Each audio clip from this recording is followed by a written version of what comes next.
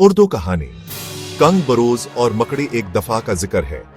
Scotland का एक बादशाह था जिसका नाम कंग बरोज था। वो एक बहादुर, ईमानदार और वतन से मोहब्बत करने वाला बादशाह था। लेकिन दुश्मनों ने इस पर हमला किया और उसकी फौज शिकस्त कहा गई। बादशाह को अपनी सल्तनत छोड़कर पहाड़ों में पनाह लेने पड़ी। वो बहुत मायूस था, उसका दिल शिकस्ता था। वो सोच रहा था कि क्या मैं दोबारा अपनी सल्तनत वापस हासिल कर सकूंगा, क्या मैं फिर कामयाब हो सकता हूं। एक दिन वो एक गार में छिपा बैठा था।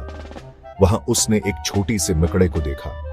वो मकड़े बार बार दीवार पर चढ़ने की कोशिश कर रही थी, लेकिन हर बार गिर जाती। बादशाह गौर से देखता रहा।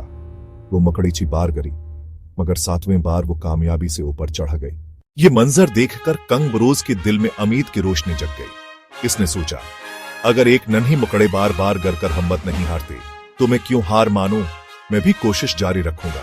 उसने दोबारा अपनी फौज इकट्ठी की, नई हुकूमत अमली बनाए और दुश्मन पर हमला किया।